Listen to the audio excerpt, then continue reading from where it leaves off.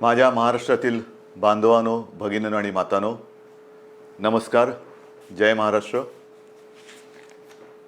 साधारणतः प्रत्येक आठवड्यामध्ये आपण अशा पद्धतीने भेटतो आहोत आणि मी बोलतो आहोत असं म्हणेन, पण मीच बोलतो आणि आपण ऐकता आहात. आणि आपण नुसते ऐकत नाही आहात, तर जे मी आपल्याला सांगतो आहे ते पूर्णपणाने त्या आपल्या सरकारच्या सूचना आपण हिमतीने आणि धैर्याने पाळत आहात. साहजिकच आहे, आज मी आपल्यासमोर येण्याचं कारण, आज 31 मे. लॉकडाऊन हा शब्द आता आपल्याला अंगवळणी पडलेला आहे. कदाचित ह्या काळामध्ये जन्माला येणारी बालकं ही कदाचित आईच्या ऐवजी लॉकडाऊन बोलायला पहिली सुरुवात करतील. म्हणजेच आयुष्याची सुरुवातच लॉकडाऊनमधून होते की काय, अशी परिस्थिती आहे. आज मी आपल्यासमोर आलो आहे, तो लॉकडाऊन शब्द हा कचऱ्याच्या टोपलीत फेकायला आलेला आहे. Mission begin again. पुन्हा एकदा आपण आपल्या आयुष्याची सुरुवात करतो आहोत. आणि आयुष्याची सुरुवात करताना लोकमान्य टिळकांचा तो किस्सा, ती आठवण ही मला आपल्याला सांगणं आवश्यक वाटतं. स्वातंत्र्याची लढाई जेव्हा सुरू होती, लढाईच होती ती, अर्थातच लढाई, मोठी लढाई. आणि लोकमान्य मंडालेच्या तुरुंगात किती वर्ष होते, कशा पद्धतीत होते, त्यांनी त्या तुरुंगात काय काय गीता रहस्य वगैरे या सगळ्या गोष्टी आपल्याला कल्पना आहे. पण सुटून आल्यानंतर त्यांना काही जणांनी विचारलं की आता पुढे काय, आणि त्यांनी सांगितलं पुनश्च हरिओम. पुनश्च हरिओम म्हणजे काय की पुन्हा एकदा आयुष्याला सुरुवात करतो आहे, लढाईला सुरुवात करतो आहे. तशीच आपली ही मिशन बिगिन अगेन, किंबहुना पुनश्च हरिओम सुरुवात करायची आता आपल्याला. ही सुरुवात करताना लॉकडाऊन करणं हा एक भाग झाला आणि सगळं हळूवार उघडणं हा दुसरा भाग झाला. म्हणजे लॉकडाऊन हे सायन्स असेल तर लॉकडाऊन उघडणं ही एक कला आहे किंवा आर्ट आहे. कसं काय उघडतोय आपण? पावसाळा तोंडावरती आहे. पावसाळा तोंडावरती आहे म्हटल्यानंतर पाऊस येऊन जातो, पडून जातो, अनेक ठिकाणी शेवाळ साचतं आणि शेवाळ समोर दिसल्यानंतर आपण आपलं पाऊल हे फार काळजीपूर्वक टाकतो. कुठे निसरडं नाही ना, कुठे घसरणार नाही ना, एकमेकाचा हात धरून चालतो, थोडासा आधार घेऊन चालतो की जेणेकरून आपलं पाऊल हे चुकता कामा नये आणि आपण घसरून पडता कामा नये. ती तशीच पुढच्या आयुष्यातली पावलं ही आपल्याला अशीच तुम्हाला आणि मला, म्हणजे सरकारला आणि जनतेला, एकमेकाचा हात हातात धरून मजबूतीने टाकायचे आहेत. प्रत्येक पाऊल टाकताना कुठेही शेवाळावरती पाऊल नाही टाकत, केळीच्या सालावर पाऊल नाही टाकत. म्हणजे घाईघाई करून सटकून पडत तर नाही ना, पडणार तर नाही ना, या खबरदारीने आपल्याला पुढची वाटचाल करावी लागणार आहे. पावसाळ्याची सुरुवात म्हटल्यानंतर मी गेल्या आठवड्यामध्ये संपूर्ण आपल्या यंत्रणेची एक बैठक घेतली. त्याच्यामध्ये महसूल यंत्रणा, पोलीस यंत्रणा, आर्मी, नेव्ही, एअरफोर्स या सगळ्यांचे अधिकारी होते. आणि पाऊस म्हटल्यानंतर तुम्हाला कल्पना आहे, यावेळेचा पाऊस, त्याचा अंदाज हा सर्वत्र समाधानकारक किंवा सरासरी अथवा सरीपेक्षा थोडंसं 19-20 असं सगळीकडे पडेल. म्हणजे एकूण समाधानकारक पाऊस पडेल असा अंदाज आहे. हा अंदाज आहे म्हटल्यानंतरही अनेकदा असं होतं की अचानक कुठेतरी ढगफुटी होते, पूर येतो. पूर परिस्थिती निर्माण झाल्यानंतर काय करायचं, त्याची सज्जता, ही सज्जता घेण्यासाठी ती बैठक होती. त्याही बाबतीत आपण सज्ज आहोत. कुठेही अशी आपत्ती येऊ नयेच, येणार नाहीच, पण आली तर आपण पूर्णपणे सज्ज आहोत. आणि ही सज्जता आपल्याला सांगत असताना उद्या 1 जून आहे. येत्या 2-3 दिवसातच आपल्या पश्चिम किनारपट्टीवरती चक्रीवादळ धडकण्याचा धोका आहे. चक्रीवादळ, मला खात्री येणार नाही, माझी तशी प्रार्थना आहे, माझा आत्मविश्वास आहे. आणि चक्रीवादळ आपल्या पश्चिम किनाऱ्यावरती येणार नाही ही खात्री जरी असली तरी देखील यंत्रणा मात्र आपली सज्ज ठेवलेली आहे. यंत्रणा सज्ज आहे. पश्चिम किनारपट्टी म्हणजे माझ्या सिंधुदुर्गापासून ते मुंबईपर्यंत आणि हा सगळा किनारपट्टा जो आहे, इथल्या सर्व लोकांना मी सांगतो आहे की आपण सुद्धा सज्ज राहा. असंही आतापर्यंत आपण घराबाहेर पडलेलो नाहीच आहोत. पण खास करून माझ्या मच्छीमार बांधवांना सांगतोय की तुम्ही येत्या एक 4-5 दिवसात समुद्रात जाऊ नका. कारण ते वादळ घोंगावत आहे. कुठे जाईल, कसं जाईल, दिशा अजून ठरलेली नाही आहे. आपल्या दिशेने येत आहे, ती दिशा बदलून ते दुसरीकडे जाऊही शकेल आणि ते जाईलही नक्की. पण आपण मात्र सज्ज राहिलं पाहिजे.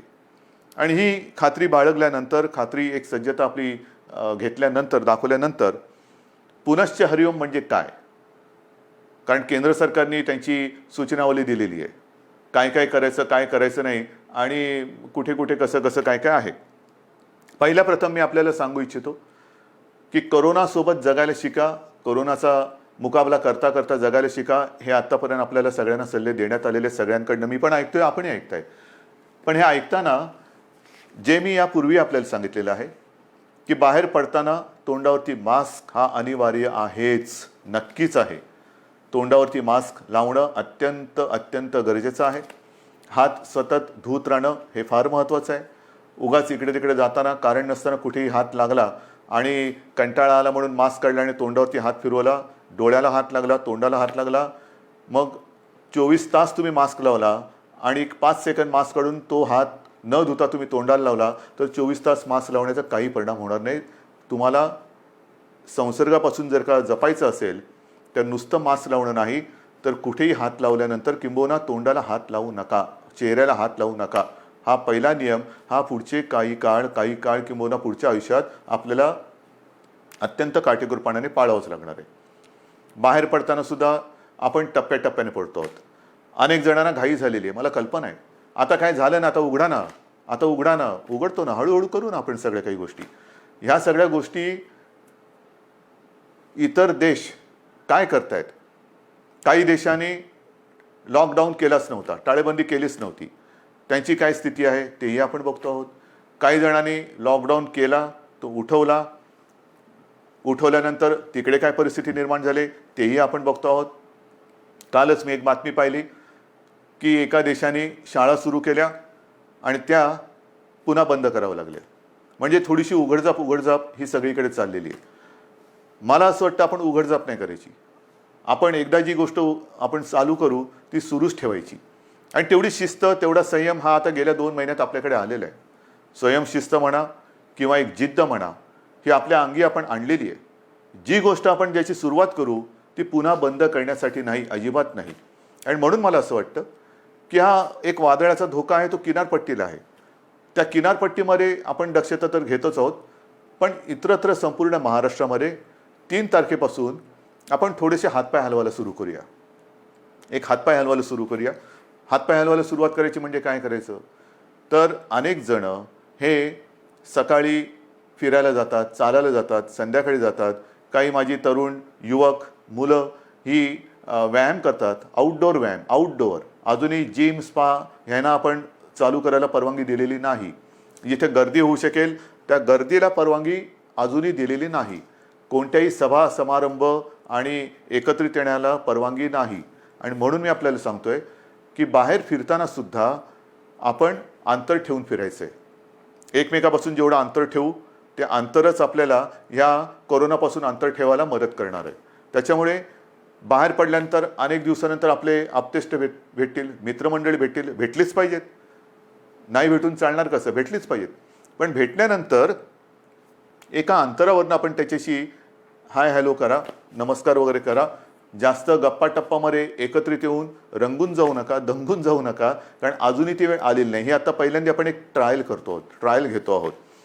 3 तारखेपासून याची सुरुवात करतो आहोत. 5 तारखेपासून आपण असा एक निर्णय घेतोय की आजपर्यंत सगळे व्यवहार आपले ठप्प होते, सगळी दुकानं आपली ही आपण बंद ठेवली होती.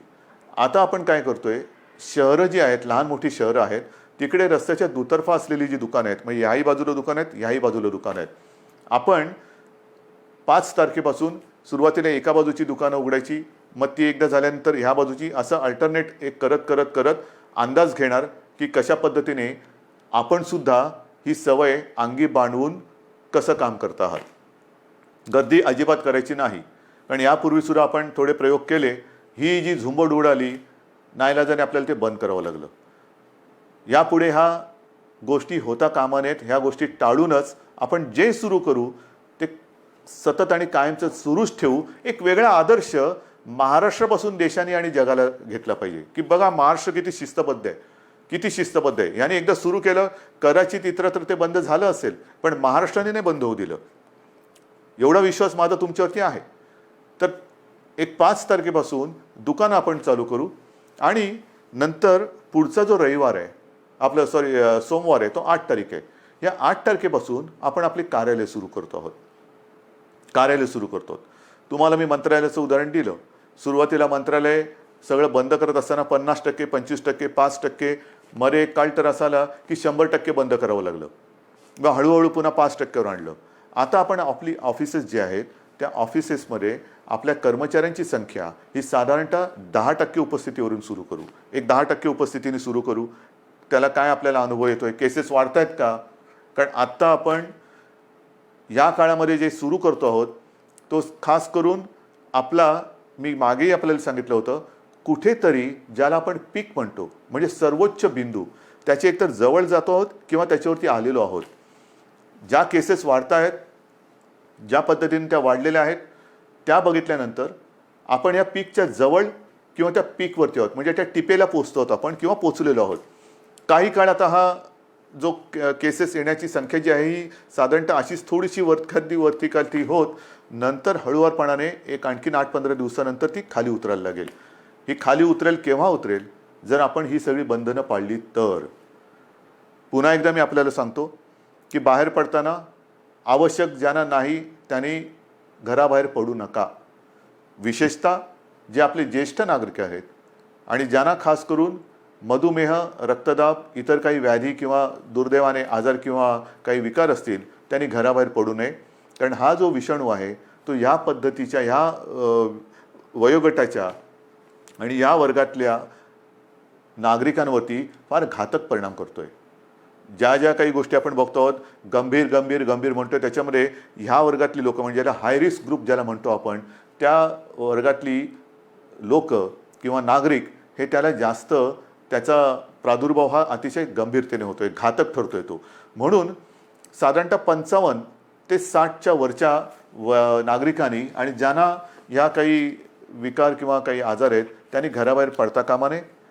हे जरी घरात राहिले तरी मग प्रश्न येतो जे घराबाहेर पडणार आहेत साधारणतः मध्यमवयीन किंवा युवा, त्यांनी घराबाहेर पडल्यानंतर घरात गेल्यानंतर आपल्याला ज्येष्ठ आपले माता पिता आहेत, आई वडील आहेत, आजी आजोबा असतील, आणखीन कोणी ज्येष्ठ आपले नातेवाईक असतील, त्यांना आपल्याकडनं अनावधानाने सुद्धा हा संसर्ग होऊ द्यायचा नाही आहे. त्यानंतर ते घरात राहणार आहेत, आपण घराबाहेर जाणार, फिरणार आणि व्हायरस घेऊन घरात येणार. तर कृपा करून आपल्याकडनं अनावधानाने सुद्धा हा संसर्ग आपल्या वडीलधाऱ्यांना होणार नाही याची काळजी घ्या. घरात आल्याबरोबर आपले कपडे म्हणा किंवा आपण स्वच्छ हातपाय धुवून आंघोळ करून आणि एक अंतर ठेवून त्यांच्यासोबत राहिलं पाहिजे. कोणालाही कुठलंही लक्षण आढळलं, कारण याची लक्षणंसुद्धा मी आपल्याला सांगितलेली आहेत.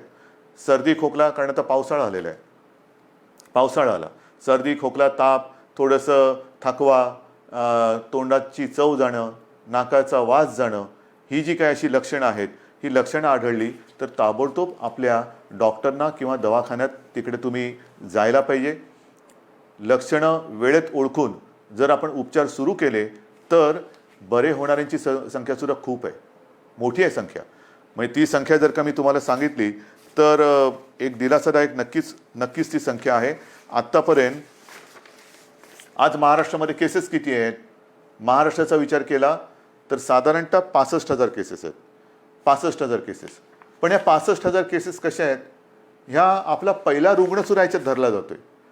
म्हणजे हे गेल्या वेळेला मी आपल्याला सांगितलं होतं की सुरुवातीला ज्याच्यामुळे कळलं की कोरोना आपल्या शहरामध्ये किंवा आपल्या राज्यामध्ये आलेला आहे तो रुग्ण आज बरा होऊन घरी पण गेला, कधीच गेला, पण तरीसुद्धा तो पहिला रुग्ण ह्या 65,000 धरला जातो. हे चूक आहे, ही चूक आहे. आणि तसं जर बघितलं तर आत्तापर्यंत 65,000मधून 28,000च्या आसपास हे रुग्ण बरे होऊन खडखडीत बरे होऊन घरीसुद्धा गेलेले आहेत. 28,000च्या आसपास. काही दुर्दैवाने जे काय मृत्यू घडले तोही आकडा आहे. पण ह्या आता जे आपल्याकडे रुग्ण ज्यांना म्हणतो म्हणजे ॲक्टिव्ह केसेस जे पॉझिटिव्ह आहेत त्याच्यामध्ये आजचा आकडा आहे साधारणतः 34,000 आहे. या 34,000मध्ये साधारणतः 24,000 रुग्ण हे असे आहेत की त्यांना कोणतीही लक्षणं नाहीत, त्यांना कोणत्याही औषधोपचाराची आज गरज नाही, ते आपल्या क्वारंटाईनमध्ये आहेत, काही पॉझिटिव्ह असल्यामुळे आयसोलेशनमध्ये आहेत. पण या 24,000मध्ये सुद्धा साधारणतः मध्यम ते थोडी तीव्र अशा लक्षणाचे आपल्याकडे साधारणतः 9,500 आहेत. म्हणजे महाराष्ट्राची परिस्थिती हाताबाहेर गेली, मुंबईमध्ये सगळी वातात लागलेली आहे, लष्कराला बोलवा, राष्ट्रपती राजवट लावा, त्यांना म्हणे हे आकडे बघा, हे आकडे बघा ना, हे आकडे बोलके आहेत. हे का आपण करू शकलो? 9,500 यांना साधारणतः मध्यम ते तीव्र लक्षणं आहेत आणि त्याच्यापैकी साधारणतः 1200 जणं मात्र हे थोडे गंभीर आहेत. त्याच्यापैकी 200 जणं हे व्हेंटिलेटरवरती आहेत. म्हणजे 65,000 जो आकडा आपण ऐकतो आहोत आणि बापरे महाराष्ट्रामध्ये काय चाललंय, मुंबईमध्ये काय चाललंय, काय सरकार काय काम करते की नाही आहे, तर 65,000 आकड्यामध्ये 28,000 घरी गेलेले आहेत आणि अतिगंभीर जर म्हटले तर 200 रुग्ण हे व्हेंटिलेटरवरती आहेत. आता व्हेंटिलेटरवरती सुद्धा जे आहेत यापैकी सुद्धा काही जणं हे म्हणजे आत्ताचे नाहीत, आत्तापर्यंतच्या 65,000 मी बोलतोय, यापैकी काही जणं व्हेंटिलेटरवरनं सुद्धा व्यवस्थित बरे होऊन घरी गेलेले आहेत. ही वस्तुस्थिती आहे. आणि म्हणून मला आजही असं वाटतं की जे काही आपल्याबद्दलचं एक चित्र किंवा महाराष्ट्राला बदनाम करण्याचं कारस्थान दुर्दैवाने काही आपली म्हणणारी माणसं करतात तेव्हा दुःख होतं. पण हे जरी खरं असलं तरी एका गोष्टीचं मला नक्कीच समाधान आहे की आपला विश्वास जो सरकारवरती आहे त्याच्यामुळेच सरकार हे काम करू शकतोय. आता जसं मी तुम्हाला दुकानांचं सांगितलं, मैदानाचं सांगितलं, ऑफिसेस सांगितलं, तसंच पुढच्या रविवारपासून आपण वृत्तपत्रसुद्धा घरपोच द्यायला परवानगी देतो आहोत. कारण आपली वृत्तपत्र वाचण्याची सवयच गेली, कारण सकाळ होते तीच आपली पेपर आणि चहापासून. तर पुढच्या रविवारपासून वृत्तपत्रांसुद्धा घरपोच पोचवण्याची आपण परवानगी देत आहे. पण ही परवानगी देताना एक गोष्ट मात्र दक्षता घ्यावी लागणार. मी वृत्तपत्र विक्रेत्यांशी बोललेलो आहे आणि त्यांना मी सांगितलं की वृत्तपत्र विक्रेते जी आपली मुलं आहेत ती सुद्धा मुलं आहेत, त्यांना सुद्धा आपण काळजी घेतली पाहिजे, त्यांची काळजी घेतली पाहिजे. त्यांना देखील आपल्याला मास्क द्यावा लागणार, त्यांना एक हँड सॅनिटायझरची बाटली द्यावी लागणार. वेळोवेळी त्या मुलांनी सुद्धा आपले हात हे धुत राहिले पाहिजेत, तोंडावरती मास्क हा कायम ठेवला पाहिजे वृत्तपत्र वितरण करताना. आणि अशा पद्धतीने वृत्तपत्रसुद्धा वितरण करण्याची परवानगी आपण पुढच्या रविवारपासून देत आहोत.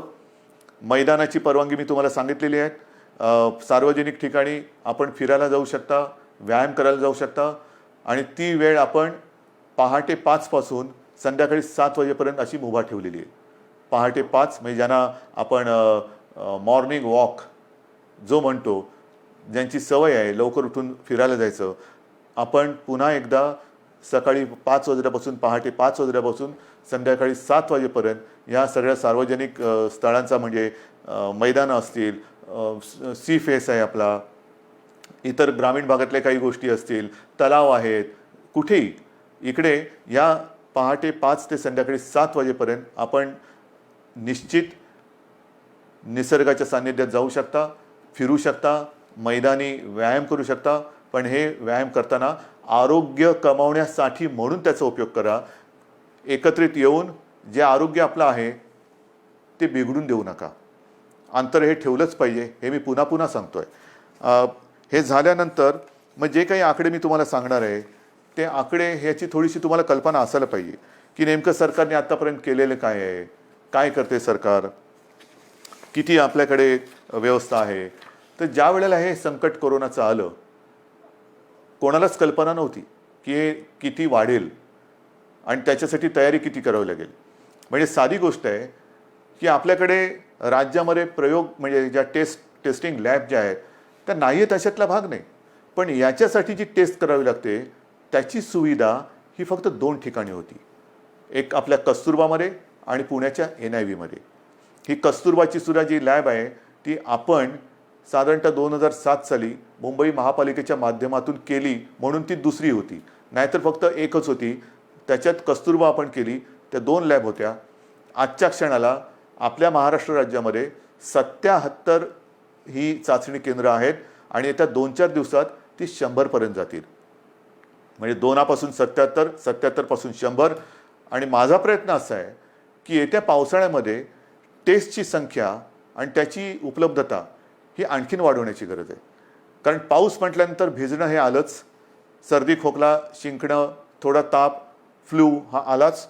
आणि तो आल्यानंतर लॅबची संख्या वाढवणं, चाचण्यांची क्षमता वाढवणं आणि त्याचबरोबर ह्या टेस्ट ज्या आहेत, ह्या चाचण्या ज्या आहेत, त्या केंद्र सरकारशी सुद्धा आपण बोलतो आहोत की त्याची जी किंमत आहे, त्याची जी एक किती पैसे त्याला लागतात ती किंमत ही आपल्याला खाली आणायची, सर्वसामान्यांच्या आवाक्यामध्ये ती आणायची.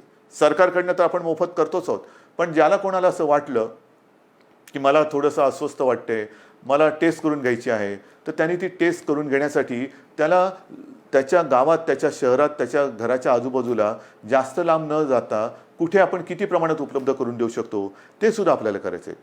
तर ही एक लॅबची संख्या आपण वाढवलेली आहे, आणखीन वाढवतो आहोत. मग अनेकदा अशी तक्रार येते की रुग्णाला बेडच मिळत नाही आहे. दुर्दैवाने थोड्याफार प्रमाणात ही तक्रार खरी आहे आणि ती तक्रार एकसुद्धा असता कामा नये ह्याच्याकडे सरकारचं लक्ष आहे. पण त्याच्याकडे जर का आपण बघितलं तर जे मी आपल्याला सांगितलं की आपल्याकडे ह्या लॅबची संख्या ही 2 होती, 2ची 77 आणि 77ची आता आपण 100 आणि पुढच्या काळात 100हून अधिक करतो. तसं आपल्या राज्यात इन्फेक्शनसाठी जी हॉस्पिटल्स होती ती फक्त 3 होती. आयसोलेशन सुविधा ज्याच्यात असतील अशी 3 होती.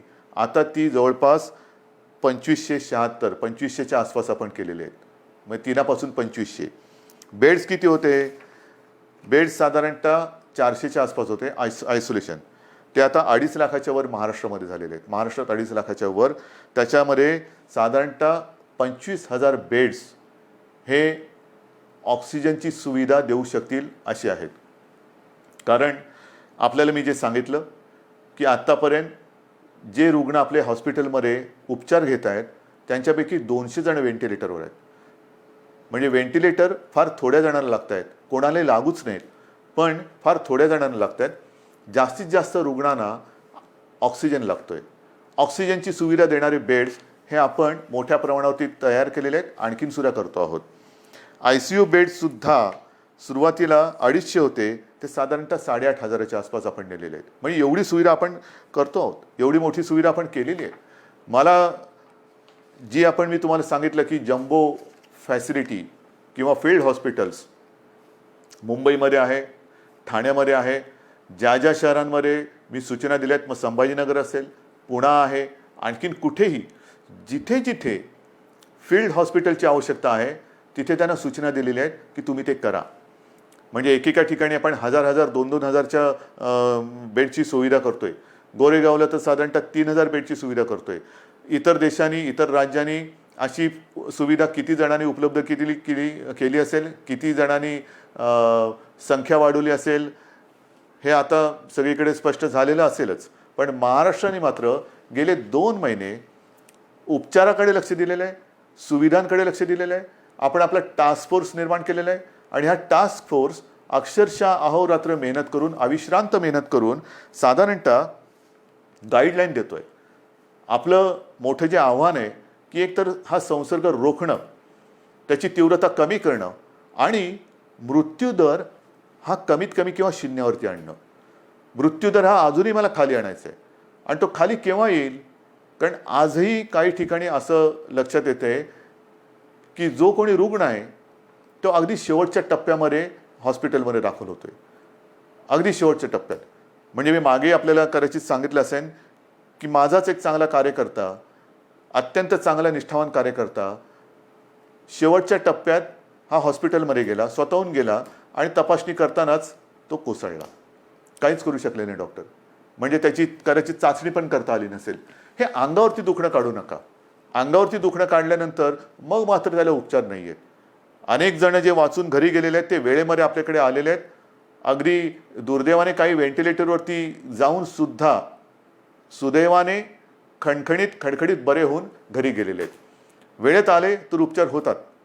आता मी मागे सारखं मागे बोलतो, कारण या काही दिवसात एवढ्या जणांशी मी बोलतोय की नेमकं तुमच्याशी बोललो का इतराशी कोणाशी बोललो हे लक्षात येत नाही.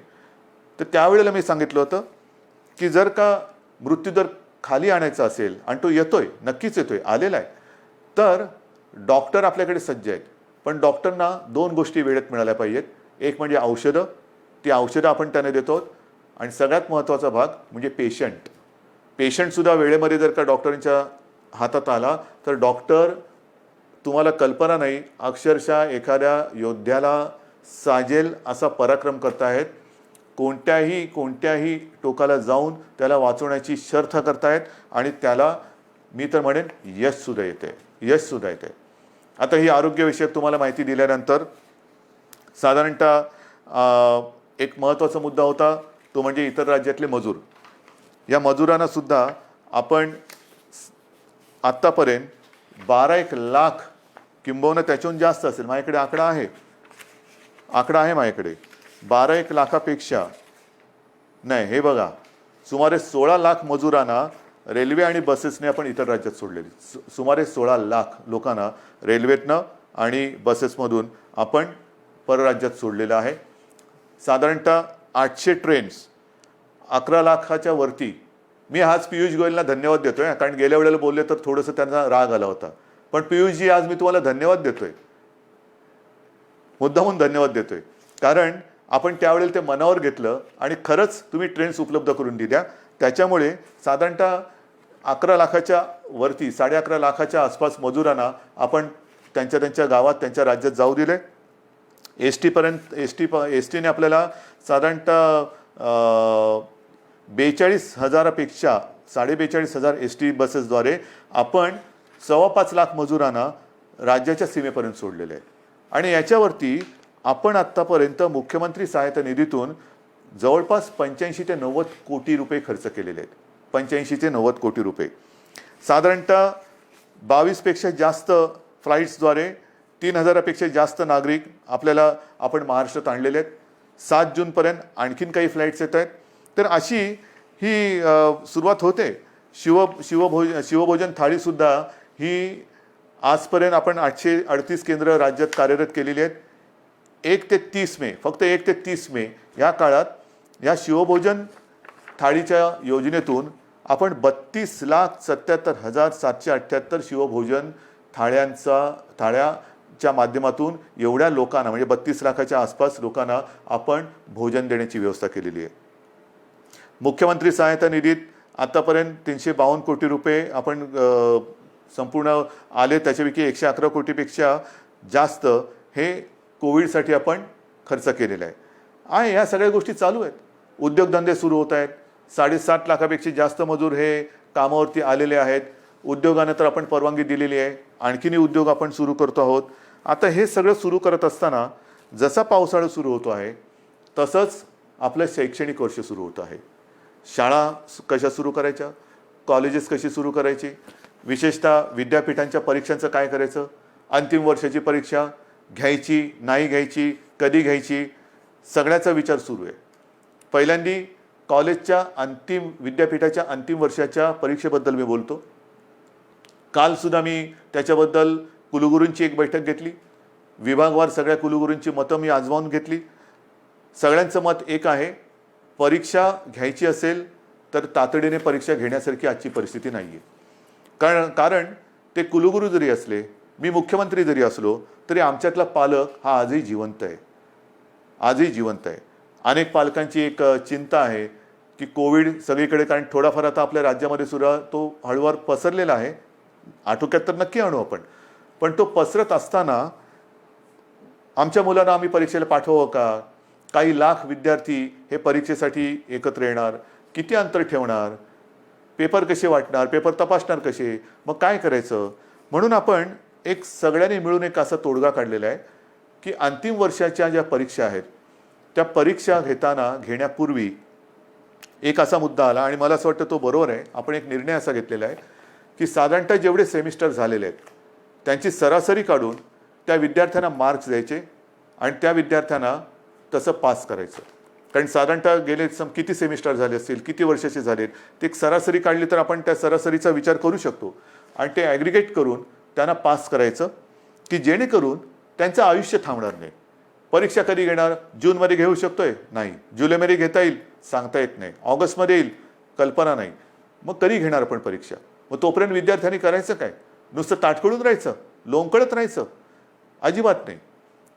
शिक्षणाचा खेळखंडोबा हा होऊ द्यायचा नाही. ज्या मुलांनी अंतिम परीक्षेपर्यंत आपला अभ्यासक्रम पूर्ण केलेला आहे, केवळ आत्ता परीक्षा घेऊ शकत नाही म्हणून त्या कॉलेजच्या उंबरठ्यावरती त्यांनी जर का त्यांना अडून ठेवलं तर तो उंबरठा पार करून ते आपल्या जगामध्ये प्रवेश कधी करणार? ते पाऊल कधी टाकणार? म्हणून आपण असं ठरवलेलं आहे की या विद्यार्थ्यांना जेवढे सेमिस्टर झालेत त्याची सरासरी करून मार्क्स देऊन पास करायचं. आणि पास केल्यानंतर जर का कोणाला असं वाटत असेल की ठीक आहे रे, पण मला अजूनही मी मार्क्स मिळवू शकत होतो, जर परीक्षा झाली असती ना तर मी आणखीन चांगले मार्क्स मिळवू शकलो असतो, ठीक आहे, तुम्हालाही आपण संधी देतो. साधारणतः एक अंदाज घेऊन ऑक्टोबर असेल, नोव्हेंबर असेल किंवा सप्टेंबर असेल, आपण बघूया. पण ज्यांना जर का वाटत असेल की मी परीक्षा पण मला द्यायची होती कारण मी अधिक मार्क कमवू शकत होतो, तर आपण त्यावेळेला परीक्षा घेऊन ज्यांना परीक्षेला बसून अधिक मार्क्स मिळवण्याची जर का त्यांची इच्छा असेल तर त्यांच्यासाठी सुद्धा परीक्षा घेण्याची आपण एक तयारी ठेवतो आहोत. तूर्त त्यांना आपण पुन्हा एकदा सांगतो, जेवढे सेमिस्टर झालेत ते ॲग्रिगेट करून त्यांना मार्क देऊन आपण त्यांना त्यांच्या आयुष्यामध्ये पाऊल टाकायला आपण संधी देत आहोत. ज्यांना परीक्षा द्यायची असेल त्यांच्यासाठी जेव्हा आपण घेऊ शकतो परीक्षा त्यावेळेला परीक्षेची सुद्धा सोय करतो आहोत. म्हणजे त्यांना एकदा या टेन्शनमधून आपण मोकळं करतो आहोत. मग राहता राहिला प्रश्न, अंतिम परीक्षा तुम्ही निर्णय दिलात, पहिलं वर्ष सुरू कसं करणार? पहिलं वर्ष सुरू करणार, पहिली कशी सुरू करणार? विद्यापीठ झालं, शाळेतल्या पहिलीची सुरुवात कशी करणार? कारण शैक्षणिक वर्ष सुरू होतंय. आज सुद्धा जसं कॉलेजच्या विद्यार्थ्यांचा जसा प्रश्न आहे, शाळेच्या विद्यार्थ्यांचा प्रश्न आहे. शाळा आपण सुरू करायच्या का? काही ठिकाणी तर शाळा आपल्याला नाईलाज म्हणून क्वारंटाईनसाठी वापरावं लागल्यात. त्या करता येतील, त्या सगळे ते क्वारंटाईनमधली व्यवस्था दुसरीकडे करून निर्जंतुकीकरण करून पुन्हा एकदा शाळा सुरू करू शकतो आपण. पण ह्या जर का शाळा सुरू केल्या तर मी सुरुवातीला जे आपल्याला सांगितलं, काही देशांमध्ये सुरू केलेल्या शाळा ह्या बंद कराव्या लागल्या. मला आता काही बंद नाही करायचे. आणि त्याच्यासाठी जसं मी आता लॉकडाऊन शब्द बाजूला ठेवून मिशन बिगिन अगेन किंवा पुनश्च हरिओम म्हणतो आहे, तसं शाळा कधी सुरू होणार पेक्षा शिक्षण कसं सुरू करायचं. शाळा हे एक माध्यम आहे. शाळेत सगळे विद्यार्थी येतात, शिक्षक त्यांच्यासमोर असतात. आज देखील ग्रामीण भागामध्ये आपल्याला ऑनलाईन शिक्षण याची सुविधा आपण देऊ शकत नाही आहोत. मग काही जणांनी आजच दुपारी मी मोठ्या शिक्षण तज्ज्ञांची एक बैठक घेतली. अनेक जणांनी हे सगळे पर्याय सांगितले की आमच्याकडे शाळा सुरू करू शकतो कारण ग्रामीण भागामध्ये आम्ही हे करू शकतो. काही जणांनी सांगितलं शाळेमध्ये सुद्धा एक दिवसाआड शाळा सुरू करायची का? काही जणांनी सांगितलं आम्ही ऑनलाईन शिक्षण तर आधी सुरू केलेलंच आहे. मी त्यांना असंच म्हटलं की शाळा सुरू करण्यापेक्षा शिक्षण सुरू करायचं आहे. जर आपल्याला ग्रीन झोनमध्ये किंवा जिथे प्रादुर्भाव नसेल, अत्यंत सुरक्षित सगळं अंतर वगैरे ठेवून ग्रामीण भागात शाळा सुरू करू शकत असू, तिकडे पूर्ण खबरदारी घेऊन आपण शाळा सुरू करू शकतो का? ही शक्यता मला काही दिवसात सांगा. शहरांमध्ये ऑनलाईन शिक्षण हे कसं सुरू करायचं त्याच्यावरती आपण विचार सुरू केलेला आहे. ऑनलाईनमध्ये मग काही मोबाईल कंपन्यांशी आपण बोलू की काही डेटा तुम्ही कसा देऊ शकता आम्हाला, टी व्हीद्वारे कसं आपण देऊ शकतो, रेडिओच्या माध्यमातून कसं करू शकतो, ई लर्निंग म्हणजे SD कार्ड देऊन आपण कसं सुरू करू शकतो, लॅपटॉप किंवा टॅब, ज्यांच्याकडे लॅपटॉप आहेत त्यांच्याकडे टॅब आहेत, ज्यांच्याकडे काही फोन आहेत त्याच्यात SD कार्ड टाकून ई लर्निंगद्वारे सुरू करू शकतो का? आठवड्यातून शाळेमध्ये किती दिवस येऊ शकतो? शाळेचं निर्जंतुकीकरण वगैरे ती जबाबदारी सरकारची, त्याच्यात तुम्ही काळजी करू नका. स्वच्छता राखणे ही जबाबदारी सरकारची. पण खरंच शहरांमध्ये आपण शाळा सुरू करू शकतो का? आणि सुरू करू शकत नसू तर ऑनलाईन पद्धतीने शिक्षण आपल्याला सुरू करायला पाहिजे. थोडक्यामध्ये जिथे जिथे ऑनलाईनने आपण सुरू करू शकतो तिथे ऑनलाईनने शिक्षण सुरू करू. जिथे आपण शाळा सुरू करू शकत असू तिकडे शाळेतनं शिक्षण सुरू करू. जिथे आपल्याला वाटत असेल की समजा आपल्याला SD कार्ड देऊन आणखीन काय करून शिक्षण सुरू करायचं असेल तर तेही करू शकतोय. येत्या काही दिवसात त्याच्यावरती आपण ठोस निर्णय घेऊ. शिक्षण सुरू झालंच पाहिजे.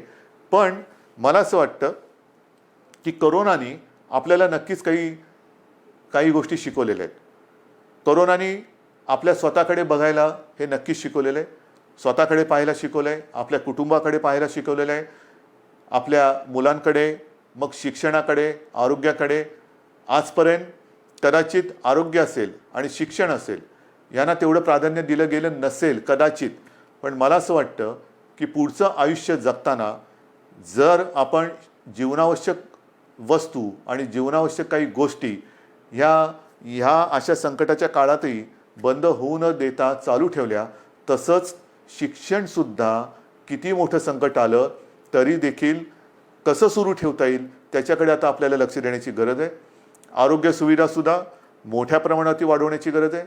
जसं आपण इकडे विशेषतः मुंबईपासून सुरुवात केली आपण, field hospitals, Bandra Kurla complex असेल, वरळीचे एक्झिबिशन ग्राउंड आहे, तिकडे मोठी फील्ड किंवा जम्बो फॅसिलिटी म्हणून हॉस्पिटल्स उभारली. मी असं ठरवलेलं आहे, आपल्या सरकारने असं ठरवलेलं आहे की येत्या काळात आरोग्याला प्राधान्य द्यायचं, शिक्षणाला प्राधान्य द्यायचं.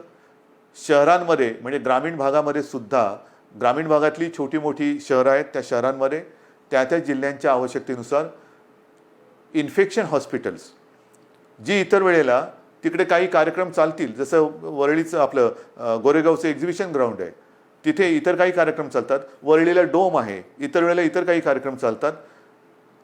ते कार्यक्रम चालू ठेवायचे, पण हॉस्पिटलची सुविधा ही तिकडे सज्ज ठेवायची.